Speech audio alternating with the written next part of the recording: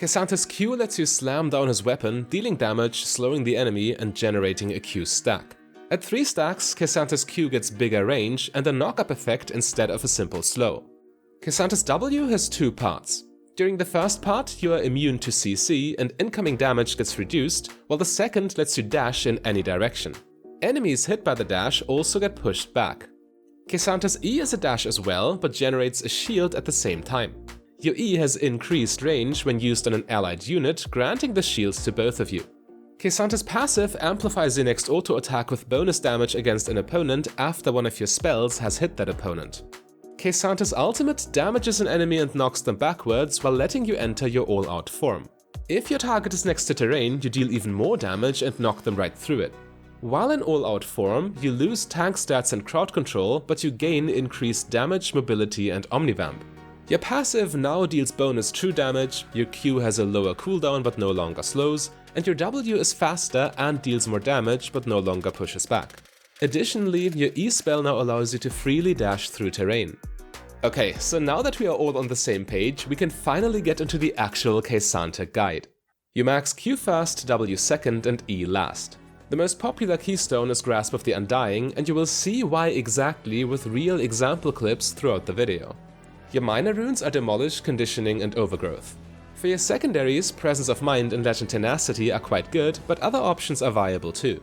You further take the attack speed shard, and whatever resistances help you the most in your lane matchup.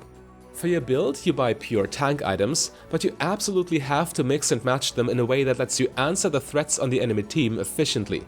For example, you wouldn't buy armor against mage champions, it just wouldn't make sense. There is an example build on the screen though, and for your mythic you pretty much always want either Jak'Sho the Protean or Iceborne Gauntlet. The lane phase is where KSante is the most vulnerable. KSante scales surprisingly well for a tank champion, but you pay for this with a rather weak early game. In order to minimize that weakness as much as possible, you want to safely farm while slow pushing your own minion wave into tower so you can then back off to rinse and repeat. However, you don't want to give your lane opponent a free early game either. Instead, you should be looking for trades around your spell cooldowns to create pressure. As long as you stay close to your minions, they will protect you even against a true lane bully like Renekton. This is also the main selling point of Grasp of the Undying.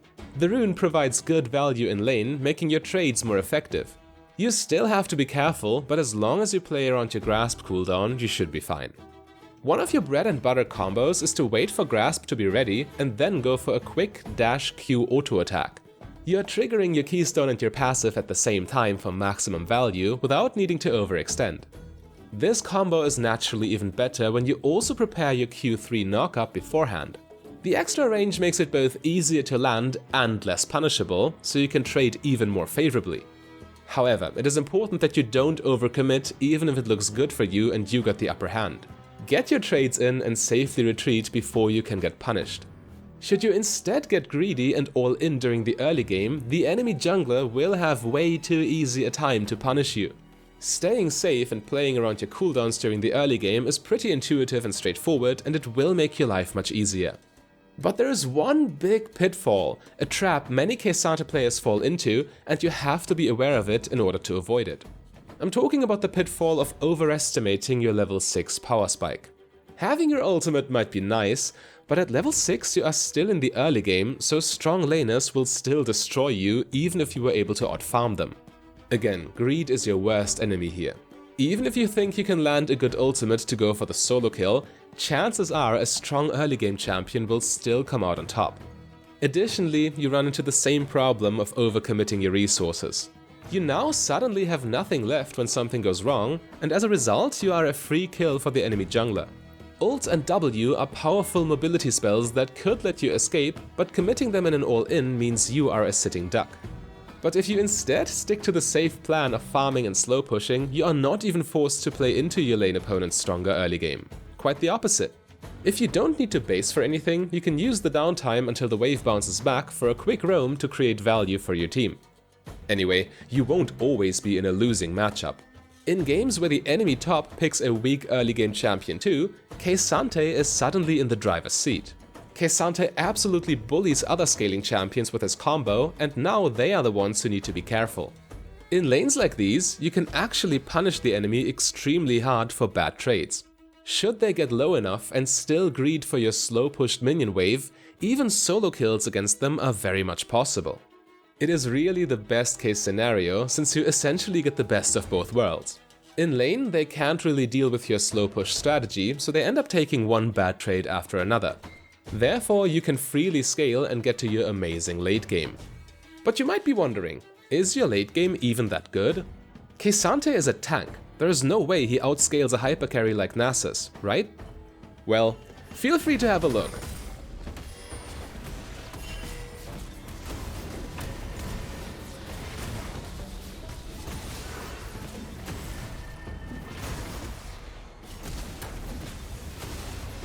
Yeah, playing it safe early is definitely worth, so you can scale reliably and start dominating afterwards.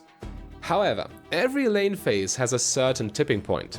Sure, you have to be careful during the earliest stages, but as soon as you have some tank item components to directly counter your enemy's damage type, the entire tone of the lane phase changes.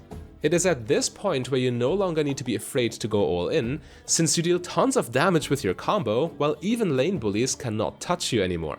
You should play very aggressively at that point, actively looking for the 1v1. Especially when everyone else is bot lane, so you don't have to be worried about the enemy jungler showing up, going for a more aggressive playstyle is the easiest way of creating pressure for your team. But even if the enemy jungler shows up, KSante can very much fight back at this point. Because you are now so much harder to kill, the enemy will oftentimes straight up lack the damage output to take you down fast enough. All you need to do is trade back so they are forced to retreat, or else they would be the ones overextended. However, while these honest and fair fights are effective enough, KSante actually got some really nasty tricks up his sleeve as well, and here's how you can abuse them. Again, the enemy will often try to overwhelm you with numbers advantage, but they better make sure they execute flawlessly, because even the smallest positioning mistake from the opponent is an opportunity for you to turn a gank into a 1v1 under your own tower. Your ultimate is that dangerous, and the plays don't even have to be that flashy. Combined with KSante's huge mobility, it is also possible to sneak behind the enemy, so if they are too greedy, you won't even need a wall to get them into tower range. This move lets you cheese solo kills against unsuspecting lane opponents that you would otherwise lose to in a fair 1v1 at that point. Yet this is even deadlier when you get some attention from your own jungler. KSante's massive CC chain lets you push the opponent around quite a bit, setting up the freest ganks your teammates will ever see. Okay, so with all these tricks, you should get out of the lane phase just fine. But then what? Well, congratulations, you've survived the hardest part and can now wreak havoc on the entire map. KSante is a very effective split pusher, since the enemy top lane will always lose the 1v1 against you. Yet it is their job to try and contest you, so you are already putting lots of pressure on the enemy team. They will oftentimes cry for their other teammates to help to stop you, demanding lots of resources, but KSante can literally take them 1v2 at this point. Getting a coordinated attack off against you is difficult and dangerous, since your ultimate severely disrupts their positioning. And after the first target goes down, the other enemy is now stuck in a 1v1 against all-out KSante in the mid-game. When you kill the higher damage threat first, your own damage in combination with your Omnivamp means that the remaining opponent has pretty much no chance of taking you down. Of course, you should still never ignore what is happening on the rest of the map. If your team gets in a major fight, you need to stop splitting for a moment and instead use your teleport to join them for a flank. KSante excels in teamfights, as you can soak up tons of damage while disrupting the enemy with your crowd control before you press R. After you press R, however, most of the opponent's threatening abilities should be on cooldown, so you can freely enter assassin mode. Playing teamfights with KSante entirely revolves around the question of when you should cast your ultimate. If you wouldn't get any significant positional advantage out of it, it is completely legit to stay in tank mode for the entire fight and simply peel for your teammates. In general, the longer you can wait with your ultimate in a fight, the better for you, because losing all those tank stats that early is very risky. The spells the enemy throws at you will hit you significantly harder. Often enough, all you need to do is crash into the enemy team with your massive crowd control. Causing as much disruption as possible is the safest way to win a teamfight, as you don't really throw yourself in harm's way while protecting your allies at the same time. However, the usual trickery still applies. You can, for example, use your ultimate for its displacement to further get the enemy frontline away from your damage dealers. Depending on the circumstances, you can also effectively abduct the enemy frontline and get them so far away from the support of their allies that you can just kill them for free before the fight actually starts. In other cases, your team would be wide open to a nasty flank, losing the fight for you on the spot. But you can save them by using KSante's R like a Mordekaiser ultimate, since you can remove the enemies so far from the actual fight that they are no longer a threat to your backline. However, in most cases, your job will be to just soak up as many cooldowns and as much damage in tank form as possible. You are wrestling through the enemy team yourself in order to get to the opposing backline, but instead of requiring damage follow-up from a teammate, you just switch gears with R and do it all by yourself. Yet KSante has the unique option to not play the role of a tank at all. If necessary, you can also open a fight with R to assassinate your target in a split second before they even get the chance to use their own spells. Remember, this is very risky, but can definitely be viable if all you need to do is kill an overextended enemy fast enough before they can get back up. However, most certainly will it be worth it if you can outright one-shot the enemy AD carry from full health in the late game, and for some reason KSante is actually allowed to do this.